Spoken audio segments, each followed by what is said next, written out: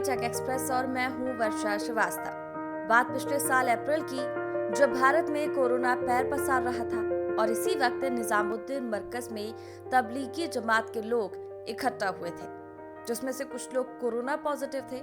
जब सरकार और देश कोरोना से लड़ रही थी तो इन लोगों का इस तरह इकट्ठा होना बिल्कुल गलत था और स्वाभाविक तौर पर तब मीडिया ने इन्हें जमकर निशाना बनाया और आम लोगों द्वारा भी इन्हें कोरोना जिहादी, तालिबानी या मानव बम जैसी संज्ञा दी गई। इन पर संक्रमण फैलाने का आरोप लगाया गया। मुसलमानों के समूह की इस घटना के बाद मुसलमान दुकानदारों के बहिष्कार की लहर चली।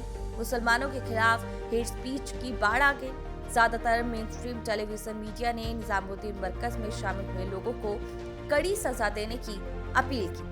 हालांकि तबलीगी जमात के हेड मोहम्मद साद को पुलिस कभी नहीं पकड़ पाई, जो कि अपने आप में एक रहस्य है। लेकिन इस वक्त जब एक तरफ शमशानों के बाहर इंतजार कर रहे लोगों का मंजर है और मरीजों के परिजन अस्पतालों के बाहर बेड के लिए टकटकी लगाए खड़े हैं, तो वहीं दूसरी तरफ लाखों लोग हरिद्वार में पवित्र स्नान के लिए इकट्ठा हुए।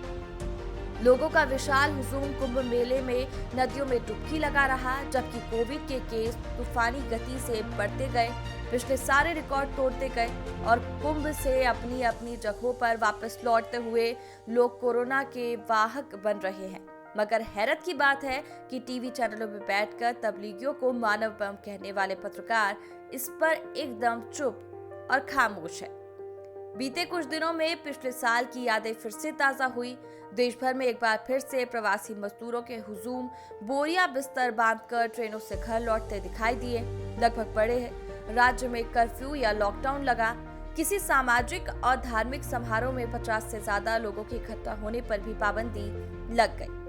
अब ऐसे में सवाल करना लाजमी है कि कुंभ मेले के रूप में ये लापरवाही क्यों हुई। ऐसे ही सवाल पश्चिम बंगाल के लिए भी उठता है, जहां हमारे प्रधानमंत्री से लेकर गृह मंत्री और सभी राजनीतिक दल रैली पर रैली और रोड शो कर रहे हैं। समझना बड़ा मुश्किल है आखिर क्यों सत्ता के स्वार्थ के आगे आम जनता की जान दो कौड़ी की हो गई।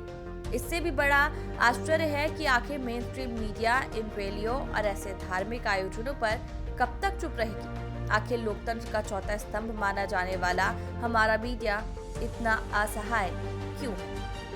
ये थी चकाचक एक्सप्रेस से राजेंद्र की रिपोर्ट।